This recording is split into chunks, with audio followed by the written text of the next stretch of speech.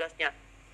Ada satu hal yang mungkin yang selalu di framing seolah-olah ya proses di kepolisian, padahal yang ngomong bukan, katakan polisi salah. Yang ngomong ini justru pengacara. Saya juga nggak ngerti pengacara ini ngerti masalah hukum atau enggak ya. Nah, mereka mengatakan bahwa pada saat gelar perkara khusus itu kita harus bisa berdebat dan lain sebagainya. Loh, kita bukan pengadilan. Gelar perkara khusus dilakukan atas permintaan dari pihak pelapor kalau tidak puas dengan membawa alat bukti baru. Tapi kalau tidak dianggap oleh polisi alat buktinya adalah tidak relevan, maka tentu dihentikan. Nah, sekarang kan ini di Polda Metro juga harus dilakukan. Saya pengen pengacara ini ngerti masalah hukum nggak sih gitu kan? Jadi yang heboh selama ini di masyarakat adalah di medsos adalah membuat masyarakat semakin bingung ya. Waktu itu alat bukti barunya sudah mereka kasih nggak Pak? Ya sekarang alat bukti baru yang saya kan kebetulan juga dengan Pak Arianto kan ikut ke sana ya. Iya, Pak. Itu alat bukti yang diberikan itu ya sama saja gitu. Artinya tidak ada alat bukti baru sebenarnya. Ya itu yang dikatakan alat bukti baru oleh mereka adalah penelitian menurut mereka dari hasil penyelidikan atau penelitian forensik atau digital forensik. Padahal itu analog. Ini analog kan nggak nyambung kan? Ya. Buat penyelidik diterima karena tidak relevan ya diabaikan. Betul. Sehingga dihentikanlah penyelidikan. Nah kok kemudian keluar bahwa polisi tidak profesional? Saya nggak ngerti kriterianya profesional menurut mereka apa gitu. Karena di sini saya sudah melihat bukan masalah hukum lagi yang maju. Masalah apa Pak? Ada kepentingan saya lihat daripada popularitas ya, mungkin juga ada kepentingan politik. Karena kita semua tahu lah ya, bahwa kalau bagi kami itu sudah tahu latar belakang kan kita sudah punya kita mapping lah siapa mereka ini. Ada juga sakit hati dan lain sebagainya. Nah, tapi yang paling penting di sini adalah masyarakat. Tolong jangan dibuat masyarakat menjadi bingung ya.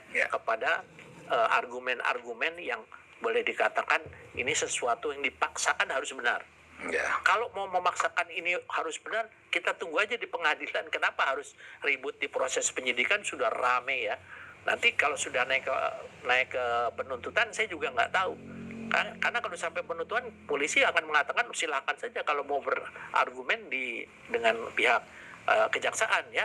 Tapi kalau di kejaksaan dan kepolisian ini semuanya sifatnya harus tertutup, nggak bisa terbuka. Karena apa? Kita adalah bukan pengadilan.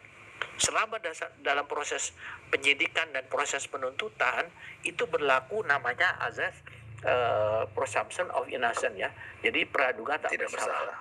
Jadi karena orang yang di sana statusnya adalah masih tersangka. Tersangka itu bisa benar, bisa juga tidak, sehingga harus dilindungi hak azasinya. Nah ini yang saya nggak ngerti kenapa harus di kepolisian harus dibuka seperti pengadilan umum. Orang ini paham nggak sih masalah hukumnya?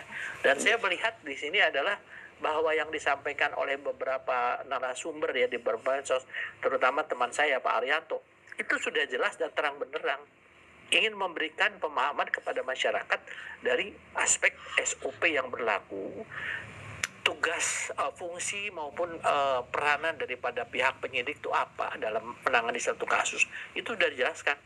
Tapi dari pihak Rosiryo CS ini kan termasuk dengan pengacaranya itu yang namanya yang pengacaranya itu ya Kosulin ya. Nah itu kan dia juga saya nggak ngerti gitu kenapa kok jadi diramaikan di proses penyidikan dikatakan polisinya tidak profesional.